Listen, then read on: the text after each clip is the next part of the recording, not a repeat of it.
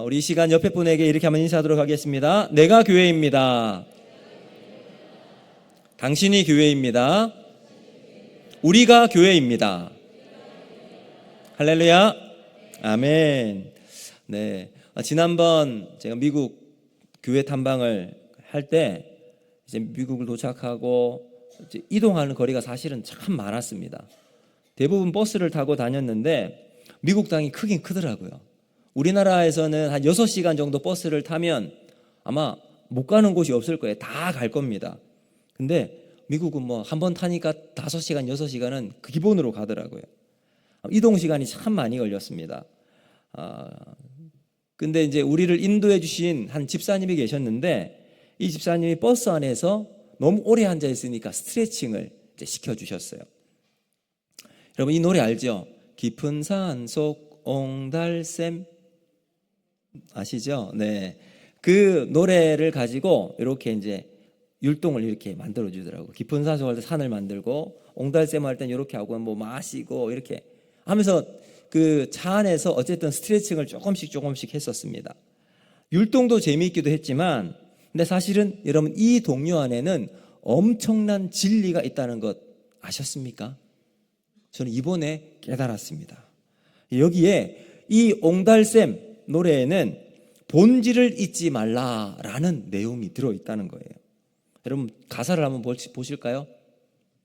1절을 보면 한번 읽어보겠습니다. 시작. 깊은 산속 옹달샘 누가 와서 먹나요?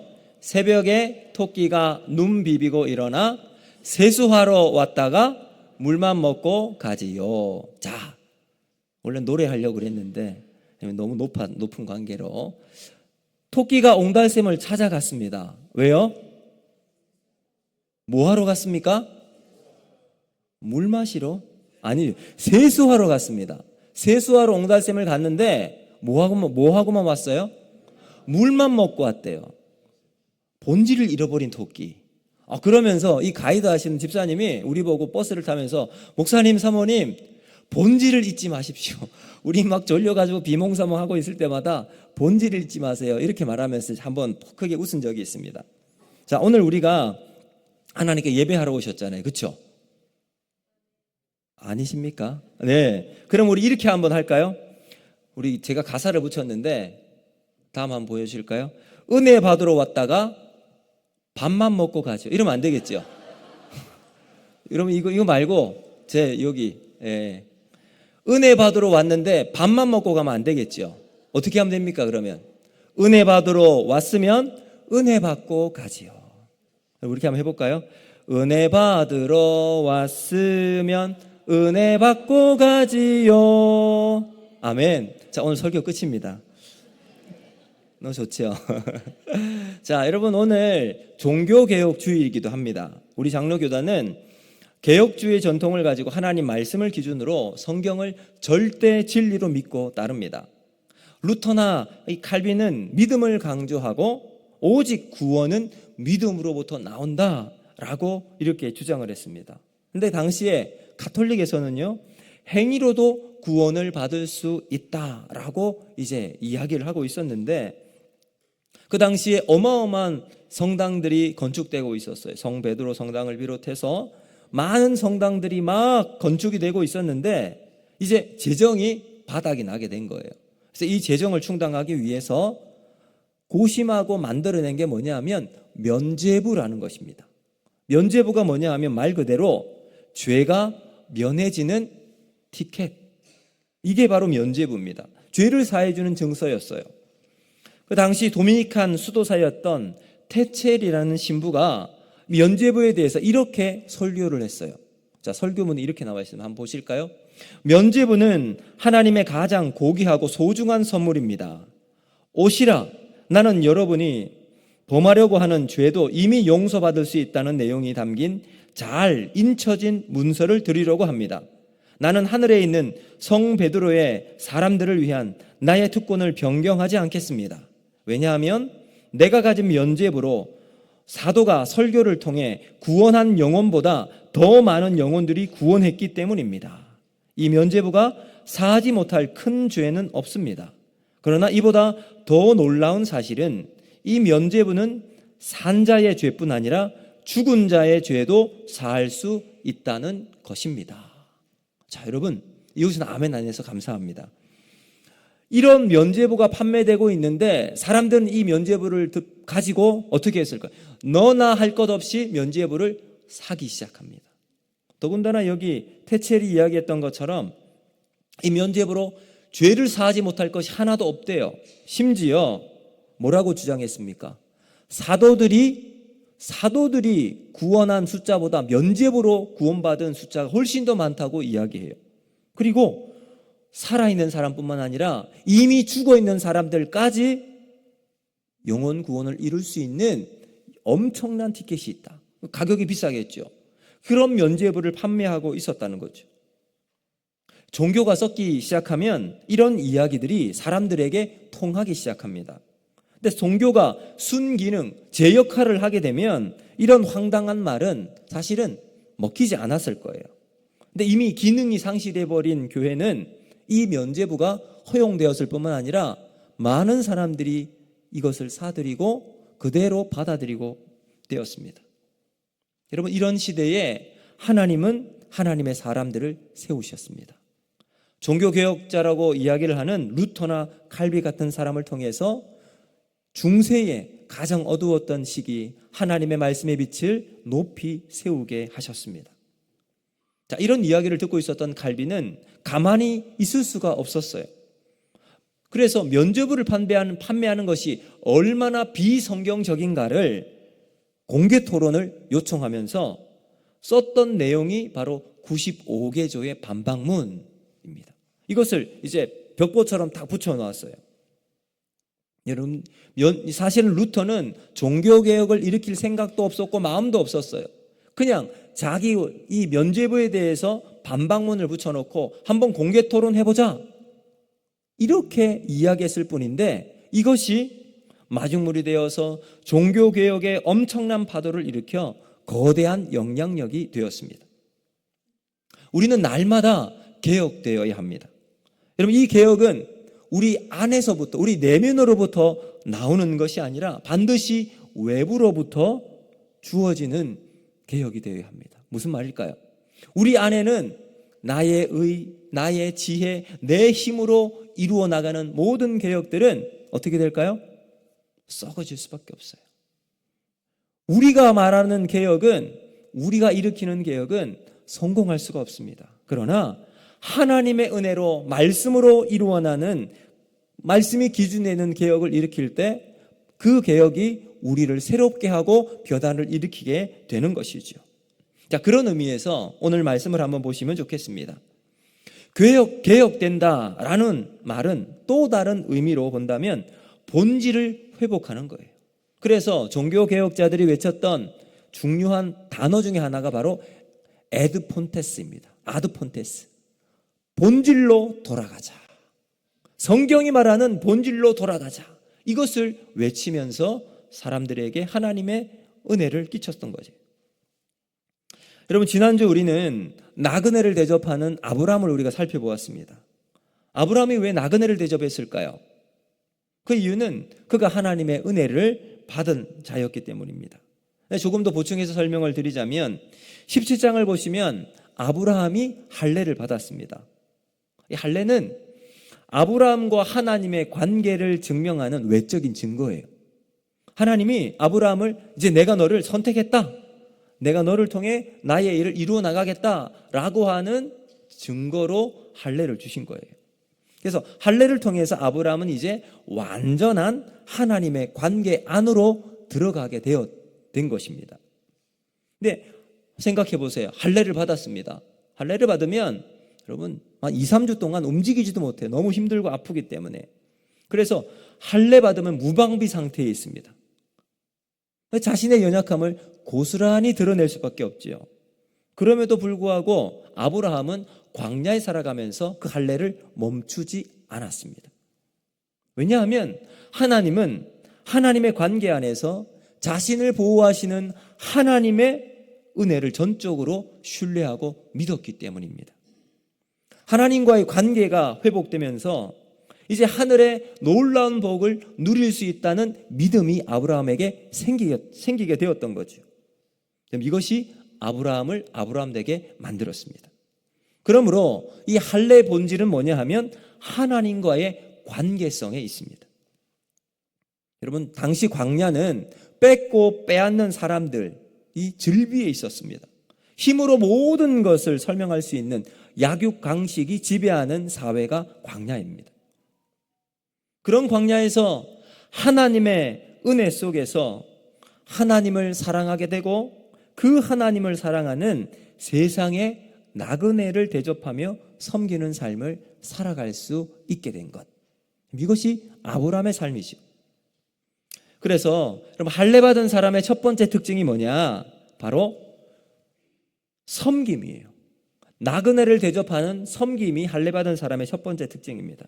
그래서 할례의 본질이 회복하면 나타나는 현상이 바로 나그네를 대접하는 넉넉한 마음이 생기게 되는 거예요. 그리고 두 번째 할례를 받은 사람의 특징이 있는데요. 그것은 바로 나의 목숨을 걸고 다른 사람을 위해 중보하는 삶을 살아간다는 겁니다. 이것이 오늘 본문에 나오는 내용이에요. 그럼 지금까지 하나님은 타락과 제약의 대명사인 소돔과 고모라를 향해서 달려가고 있습니다. 아브라함을 만나고 난 다음 소돔과 고모라를 향해서 하나님과 천사가 움직이고 있습니다. 왜 갔을까요? 심판하기 위해서 그곳으로 가고 있는 거예요. 그러면서 하나님은 아브라함에게 이렇게 말합니다. 이제 숨길 곳도 없을 만큼 친밀한 관계가 회복되어서 심지어 이사야 41장 8절은 아브라함을 가리켜서 나의 벗이라고 말할 수 있을 만큼 친밀한 관계 속에서 이제 하나님은 아브라함에게 소돔과 고모라의 상황을 설명해 주었습니다. 자, 이런 상황 가운데 오늘 본문이 진행이 되고 있는데, 자, 그렇다면 우리가 본질을 회복하기 위해서는 어떻게 해야 되는가? 두 가지로 살펴보면서 하나님 은혜를 우리가 나누기를 원합니다. 첫 번째, 하나님 앞에 우리가 서 있을 때 본질을 회복할 수 있다라는 겁니다. 자, 오늘 22절 말씀 같이 한번 보겠습니다. 22절 같이 읽습니다. 시작. 그 사람들이 거기서 떠나 소돔으로 향하여 가고 아브라함은 여호와 앞에 그대로 섰더니. 아멘. 자, 하나님의 천사들 그리고 하나님은 아브라함을 떠나서 이제 소돔과 고모라를 향해서 발걸음을 옮기고 있었습니다. 그런데 하나님은 아직 아브라함을 떠나지 못하고 있어요. 이유가 뭐냐? 보시면 아브라함이 여호와 앞에 그대로 서 있었기 때문입니다. 자, 근데 여기에 섰더니라고 하는 단어는 히브리어로 아마드라는 단어입니다. 아마드는 일반적으로 우리가 그냥 영어로 보면 스탠드의 스탠드, 일어서다라는 아주 일반적인 의미예요. 그런데 이 단어가 여러 다른 성경의 본문을 보면 하나님을 예배할 때 이 단어가 사용되었고요, 하나님의 임재 안으로 들어갈 때 이 단어를 사용합니다. 그리고 하나님을 섬길 때도 이 단어가 사용되었습니다.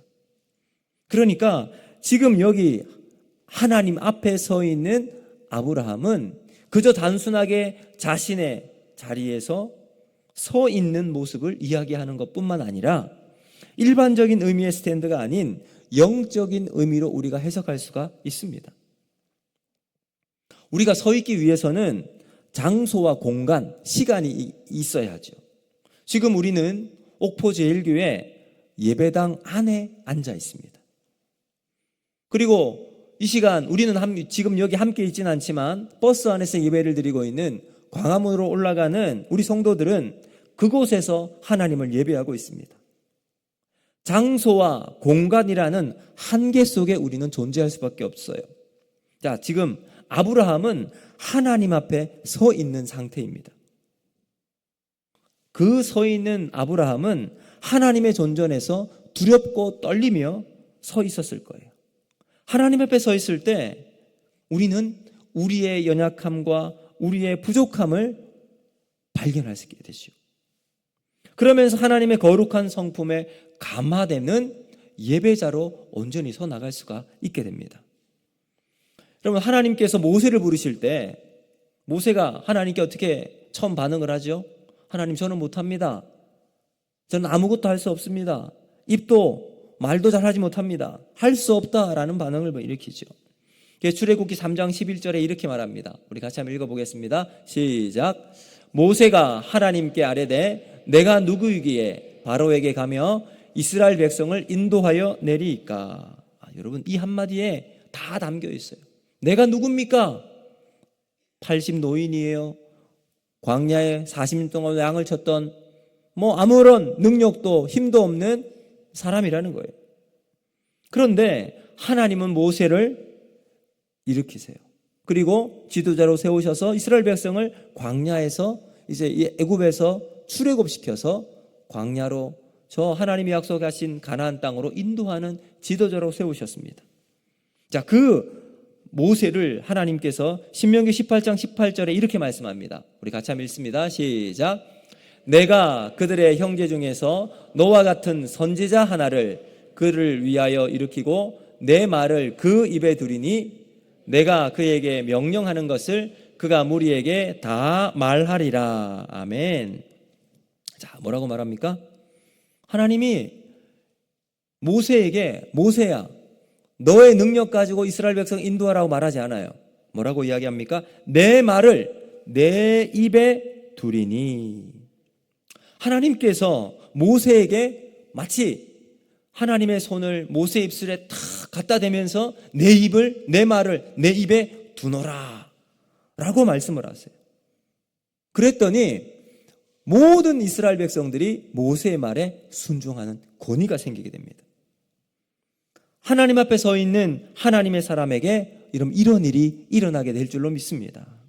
하나님의 거룩한 성품으로 우리는 하나님을 만나서 하나님의 위대한 터치를 경험하게 되면 그 터치로 말미암아 하나님의 선한 영향력이 사람들에게 흘러가게 될 줄로 믿습니다.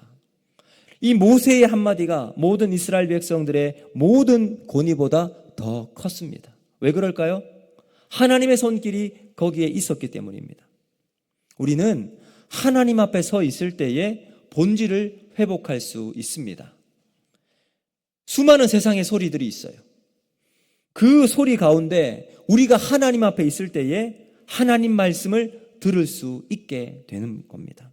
자, 우리가 이것을 다르게 해석을 하면 우리가 사는 세상 중에서 어디에 서 있는가 하는 본질적인 질문이라는 거죠. 세상 속에서도 하나님 앞에 서 있는 자는 하나님을 만날 수가 있고 하나님 앞에 쓰임받는 자가 될 수 있다라는 말입니다. 세상에 각자 위치가 달라요. 직장도 다르고 가정도 다르고 우리가 서 있는 환경들은 다 다릅니다. 그러나 그 환경 속에서도 하나님 앞에 서 있을 때 하나님 우리를 만나주시고 하나님의 은혜로 우리의 삶이 다시 세워지는 역사가 나타나게 된다는 거죠. 세상에 오염되어 있습니다. 세상은 질서가 무너져가고 있습니다. 오염되어 있는 세상보다 더 세상적인 길을 걸어갔던 중세에 개혁의 깃발을 높이 들고 하나님 말씀 붙들고 외쳤던 종교개혁자들, 우리도 이 시대 속에 하나님 앞에 서 있어야 할 줄로 믿습니다. 우리가 하나님 앞에 설 때 우리의 초점은 분명해집니다. 단순해집니다. 하나님 앞에 서 있게 될 땐 여러분 다른 것이 보이지 않고 다른 것이 들리지 않게 되네요. 왜요? 하나님 은혜로 우리의 삶이 단순해지기 때문에 그렇습니다. 초점이 분명해지게 됩니다. 저는 이제 다초점 렌즈를 사용하고 있는데 이게 참 편리하기도 합니다. 멀리 볼 때는 위로 보면 되고 이 위쪽으로 보면 되고 작은 글씨 또 가까이 있는 것을 볼 때는 이 아래쪽으로 초점을 맞추면 글씨가 선명하게 보이게 됩니다. 근데 반대로 제가 멀리 보려고 하는데 아래쪽에 초점을 맞춰서 보면 흐릿하게 보이게 되는 거예요. 본질은 바로 초점을 맞추는 데 있습니다. 초점이 맞지 않은데 계속 눈을 찡그리고 실눈을 뜨고 본다 해도 잘 보이지 않아요. 마찬가지로 우리가 이 세상에서 하나님께 초점을 맞추고 살아가면 다른 것이 눈에 닿지 않게 됩니다. 오직 하나님께 시선을 고정해서 거기에 따라 내 시선을 움직이게 될 때 하나님의 놀라운 은혜가 우리 속에 임하게 될 줄로 믿습니다. 사랑하는 성도 여러분, 세상에 보이지 않는 영적 세력인 사탄은 우리를 끊임없이 유혹하고 적대적으로 만들고 있습니다. 수많은 유혹이 우리가 살아가는 인생의 지뢰밭처럼 놓여 있습니다. 이것을 해결할 수 있는 비결이 어디에 있을까요? 우리가 하나님 앞에 서 있을 때 우리는 이 세상 속에서 하나님과 함께 믿음으로 살아갈 수 있게 될 줄로 믿습니다. 여러분, 우리가 알고 있는 것처럼 오늘 우리 교회뿐만 아니라 한국에 있는 많은 교회들이 서울 광화문에 모입니다. 이제 보니까 광화문에 다 모일 수 없어서 이제 여의도로 집회 장소도 이렇게 또 마련을 했다고 합니다. 100만 명이 모여서 예배를 드리고, 예배를 드리지 않는, 그곳에 참여하지 않는 사람들은 100만의 유튜브를 통해서 접속을 해서 함께 예배를 드리는 이러한 연합 예배를 드립니다. 왜 모일까요? 왜 그 예배를 함께 할까요? 우리는 세상 사람들처럼 우리의 인원수를 자랑하고 우리의 힘을 과시하기 위해서 모이는 것이 아닙니다. 우리가 모이는 이유는 단순합니다. 한번 제정된 잘못된 법안이 통과되면 눈에 보이지 않고 우리가 미처 생각하지 못했던 여러분 그러한 병폐들이 서서히 드러나고 수면 위로 확 올라옵니다. 그때는 늦게 되기 때문에 그렇습니다. 우리의 다음 세대 가정에서 엄마 아빠라고 부르는 일들이 사라질 수도 있습니다. 부모님을 부모 1, 부모 2 이렇게 부르는 여권에 이렇게 기재해야 되는 나라도 지금 있다고 합니다. 실제로 영국에는 여권을 신청서를 작성할 때 부모의 인적사항을 적는 칸에는 아버지, 어머니 대신에 부모 1, 부모 2라고 써야 한다고 합니다. 그럼 차별금지법에 대한 오해를 가지고 있는 사람도 있을 거예요. 차별을 찬성하는 사람은 아무도 없을 겁니다. 차별을 해서도 안 되고 하는 사람은 우리가 금지시켜야 합니다. 그러면 차별금지법도 괜찮은 것이 아니냐라고 생각할 수 있을 겁니다. 그런데 여기에는 교묘하게 숨어있는 동성애를 합법화하려는 시도들이 있습니다. 만약 이것이 통과가 되면 지금까지 우리나라에 유지되고 있었던 우리나라의 근간이 되는 가정의 질서가 무너지기 시작합니다. 자녀들은 자신의 성을 자기가 결정할 수 있게 될 수도 있습니다. 우리 어린 아이들이 함께 목욕을 간다고 할 때 자기가 남자로 태어나도 나는 여성이다라고 말할 때는 같이 목욕탕에 들어가고 화장실을 사용하도록 지금 외국에서는 이런 일이 일어나고 있습니다. 여러분, 이런 법이 통과되고 난 다음 2, 3년이 지날 때 급격하게 이런 일들이 일어나고 있습니다. 여러분, 오늘 이 시대에 하나님께서 우리를 통해서 하나님의 질서를 세우기를 원하실 줄로 믿습니다. 우리는 하나님의 말씀, 코람데오의 삶을 살아가면서 이 땅에 하나님이 기뻐하시는 믿음의 길을 걸어가는 거룩한 민족이 되어야 합니다. 거기에 민족의 소망이 있고 가정이 하나님의 질서로 세워지는 은혜가 있게 될 줄로 믿습니다. 여러분, 생명을 살리고 하나님의 나라를 다시 회복하는 일에 우리 모두 함께해서 우리를 통해 하나님이 기뻐하시는 거룩한 나라, 거룩한 교회로 쓰임받는 저와 여러분이 되기를 주님의 이름으로 축복합니다. 두 번째, 이제 본질을 회복하면 어떤 일이 벌어지는가? 한 영혼을 귀하게 볼 수 있게 되는 겁니다. 자, 여러분, 아브라함이 소돔과 고모라가 멸망한다는 사실을 알고도 하나님께 간절히 호소를 합니다. 그래서 하나님께 이렇게 이야기합니다. 하나님, 저 소돔과 고모라가 죄악의 도시는 맞습니다. 근데 만약 그 도시 안에 의인이 있다면 하나님 어떻게 하시겠습니까? 하나님, 의인 50명이 있다면 하나님 구원해 주시겠습니까? 그래, 내가 구원해 주겠다. 하나님보다 45명은요? 40명은요? 30명은요? 20명은요? 10명은요? 아브라함이 하나님께 간절하게 호소합니다. 매달렸어요. 10명까지, 만약 저 큰 성 소돔과 고모라에 의인 10명만 있다면 하나님 구원해 주시겠습니까? 하나님 뭐라고 말씀하셨을까요? 그래, 내가 구원해 주마. 자, 여러분, 여기에서 우리는 적은 소수의 영향력, 적지만 엄청난 가치를 하나님이 가지고 있음을 우리에게 보여주고 있습니다.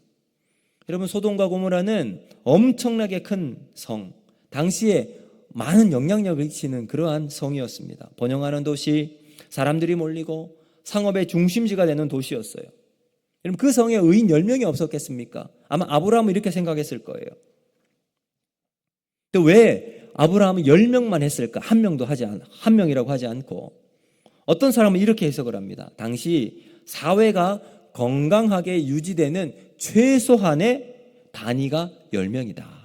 그 10명의 선한 사람들을 통해서 공동체가 회복하고 일어날 수 있다라고 이야기를 하는 거예요. 도시에 사는 대부분의 사람들이 악인으로 살아가는데 적은 소수의 인원들이 의로움으로 그 악함을 상쇄시킬 수 있는 최소한의 인원이 10명이다. 이렇게 해석을 한 거예요. 아마 그럴듯한 해석인 것 같아요. 근데 중요한 것은 작아도 영향력이 크면 여러분 상관이 없게 되는 거잖아요. 그렇다면 영향력을 어떻게 펼쳐나갈 것인가? 이것이 우리가 살아가는 현실의 문제입니다. 숫자, 크기의 문제가 아닙니다. 소수지만 신실한 성도들이 하나님 앞에서 그 땅과 백성을 위해서 깨닫고 엎드린다면 전체를 바꿀 수 있게 될 줄로 믿습니다. 여러분, 한 사람이 1000명을 이깁니다. 눈에 보이는 숫자가 적다고 영향력이 약화되는 것은 아니에요. 여호수아 23장 10절은 이렇게 말씀합니다. 우리 같이 한번 읽겠습니다. 시작. 너희 중 한 사람이 1000명을 쫓으리니 이는 너희의 하나님 여호와 그가 너희에게 말씀하신 것 같이 너를 위하여 싸우심이라. 아멘. 여기 보면 일당 100이 아니라 일당 뭐라 그래요? 일당 1000이에요. 하나님이 우리를 위해서 싸우시는데 그때는 일당 100이 아닌 일당 1000의 역할을 감당할 수 있게 된다. 근데 이렇게 해나가는 비결이 있어요. 그 비결이 뭐냐? 바로 여호수아 23장 11절에 나옵니다. 우리 같이 한번 읽어볼까요? 시작. 그러므로 스스로 조심하여 너희의 하나님 여호와를 사랑하라. 아멘. 뭐라고 이야기합니까? 너희의 하나님 여호와를 사랑하라. 너희 하나님 여호와를 사랑하라. 하나님과의 관계를 친밀하게 유지하라라는 말입니다. 조선시대 문인으로 알려진 유환준 선비의 글, 참 제가 좋아하는 글귀인데요. 여러분 한번 보실까요? 사랑하면 알게 되고 알게 되면 보이나니 그때 보이는 것은 전과 같지 않으리라. 자, 이 무슨 말일까요? 한번 예를 들어 보겠습니다. 여러분, 한 여인을 사랑했습니다. 한 여인을 만났습니다. 만나다 보니 사랑하게 되었어요. 근데 어느 날 이 여인을 보게 되니까 보니까 이 왼쪽 볼에 여기 점이 하나 있는 거예요. 그전에는 몰랐는데 그 점이 너무나도 예뻐 보이는 겁니다. 왜 그랬을까요? 사랑하니까 그 점조차 예뻐 보이는 거예요. 원래부터 있었던 점이었는데 사랑하지 않을 땐, 나와 관계가 없을 때는 점이 있는지 없는지는 몰랐어요. 관심이 없었으니까. 그런데 사랑하니까 그 점이 너무 매력적으로 보이고 얼굴을 너무 조화롭게 만드는 거죠. 우리가 하나님을 사랑하면 이러한 현상이 나타나게 됩니다. 지난 금요일 수영로 교회 금요 철야 컨퍼런스를 다녀왔습니다. 금요일 오전 9시에 교회에서 출발을 해서 그 다음날 새벽 1시에 이제 교회에 도착을 했어요. 그럼 거기에서 같이 이제 여러 세미나도 듣고 기도하는 현장을 보고 함께 금요 철야를 참여했습니다. 저뿐만 아니라 함께 가셨던 장로님, 집사님, 우리 교육자들 말씀을 들어보니까 다 은혜로웠대요. 충격적이었대요. 금요 철야 시간이 이제 9시입니다. 근데 이미 7시 반, 8시부터 중보기도팀이 미리 모여서 기도를 해요. 기도로 그 수영로교의 본당을 막 채우더라고요. 뜨겁게 달구기 시작합니다. 그리고 9시부터 찬양을 1시간 동안 막 합니다.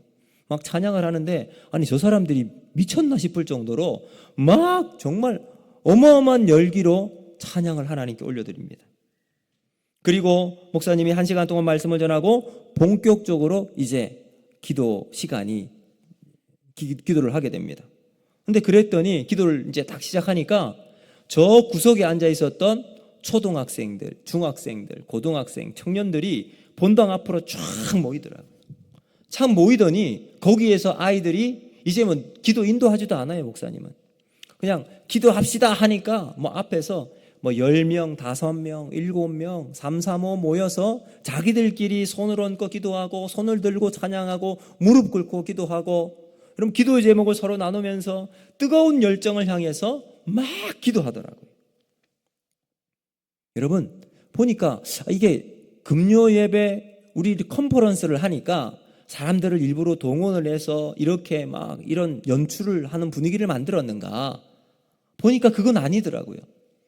그렇게 만약에 연출을 했다면 여러분 이게 어색했을 거예요. 근데 전혀 어색한 것이 없어요. 본당 앞에서 강대상 앞에 그 주변에 남아있는 이곳에 모여서 사람들이 할 뿐만 아니라 복도 또 예배당 뒤편에 로비에 거기에서도 모여서 그렇게 남은 공간이 있는 곳에 모여서 기도를 하더라고요. 여러분 왜 그렇게 기도할까요? 기도를 통해서 하나님을 만났기 때문입니다. 하나님의 사랑을 경험하니까 여러분 불금이라고 말하잖아요. 청년들이 금요일 여러분 9시부터 그 이전부터 모여서 새벽 1시까지 2시까지 기도하는 여러분 그러한 청년들이 요즘 어디 있습니까? 그렇게 하는 이유는 딱 하나예요. 세상에서 노는 것보다 하나님 앞에 기도하는 것이 더 좋기 때문이에요. 기도가 능력임을 깨닫기 때문이죠. 하나님을 만나니까 하나님의 사랑이 자기 영혼을 뜨겁게 만드니까 그 자리에 모이는 거예요. 한 영혼이 그렇게 하나님을 찾고 부르짖고 사랑을 찾고 있으면 하나님이 얼마나 기뻐하시겠습니까? 저는 그 자리에서 우리 교회도 그러한 뜨거운 기도가 회복되면 좋겠다라는 소망을 가지게 되었습니다. 아멘. 그래서 여러분 제가 한번 우리 성도들과 함께 다시 한번 가기를 같이 갔으면 좋겠어요. 직접 봐야 기도가 이렇구나, 하나님 그 가운데 살아계시구나 하는 것을 경험할 수 있기 때문입니다. 하나님은 하나님을 만난 사람에게 하나님의 영향력을 주실 줄로 믿습니다. 하나님은 능력 있고 잘났고 하나님 세상에서 큰 힘을 가지고 있는 사람을 사용하지 않으십니다. 누구를 사랑할까요? 하나님의 사랑을 받은 사람, 하나님의 사랑에 접촉되어 있는 사람을 사용하실 줄로 믿습니다. 여러분 그러한 세대가 일어나야 한국교회가 희망이 있습니다. 우리 교회에 우리 믿음의 다음 세대들, 우리 중등부, 우리 중고등부, 우리 유초등부가 하나님을 만나는 기도의 사람이 되어질 때 우리 믿음의 세대가 일어나게 될 줄로 믿습니다. 여러분 한 영혼을 향한 아브라함의 마음에는 하나님의 마음이 담겨 있습니다. 우리도 한 영혼을 향한, 한 사람을 향한 하나님의 마음으로 우리 믿음의 다음 세대가 불같이 일어나는 그러한 꿈을 가지고 하나님 앞에 엎드리는 저와 여러분이 되기를 주님의 이름으로 축복합니다. 여러분 그들은 예수님이 필요합니다. 하나님의 은혜가 필요하고 성령으로 살아갈 수 있는 힘이 필요합니다. 누가 그 일을 감당해 나갈 수 있을까요? 오늘 먼저 믿은 저와 여러분이 그 길을 보여주기를 원합니다. 세상을 변화시킬 수 있는 한 사람의 영향력을 가지고 주님 앞에 엎드려서 우리를 통해 이 땅에 임하실 하나님의 나라를 꿈꾸며 살아가는 저와 여러분이 되기를 주님의 이름으로 축복합니다. 한 사람이 천하보다 귀합니다. 우리 교회는 사람을 키우는 교회가 되기를 원합니다. 잘 성장하고 믿음으로 자라난 한 사람을 통해서 세상을 변화시키는 주역들이 일어나는 꿈을 가지고 달려나가는 교회가 되어서 이 땅에 무너져가는 세상의 가치관 속에서 하나님을 온전히 세워나가는 믿음의 사람들이 온전히 세워나가는 그러한 교회가 되기를 주님의 이름으로 축복합니다. 이제 말씀을 맺도록 하겠습니다. 많은 사람들이, 많은 성도들이 믿음으로 바르게 살아가지 못합니다. 왜 그럴까요? 본질을 깨닫지 못했기 때문입니다. 옹달샘에 왔는데 세수하러 왔다가 물만 마시고 가기 때문입니다. 여러분 우리가 우리 인생에 있어서 헷갈리지 말고 본질을 추구하고 하나님 안에서 믿음의 길을 걸어나가는 저와 여러분이 되기를 주님의 이름으로 축복합니다. 본질을 회복하기 위해서 두 가지를 말씀드렸어요. 첫 번째, 우리는 하나님 앞에 서 있어야 합니다. 하나님 앞에 서 있다는 것은 다른 게 아니에요. 우리의 삶의 초점을 하나님께 두는 거예요. 두 번째, 그렇게 본질을 회복하면 한 영혼을 바라보는 간절함이 생깁니다. 한 영혼을 귀하게 보는 거예요. 그래서 그 한 영혼이 주님 앞에 서 나갈 때에 믿음의 선한 영향력으로 세상 가운데 하나님의 나라를 일으키는 거룩한 하나님의 사람으로 세워나가는 꿈을 가지고 살아가는 우리 모두가 되기를 주님의 이름으로 축복합니다. 오늘 이 말씀 기억하시고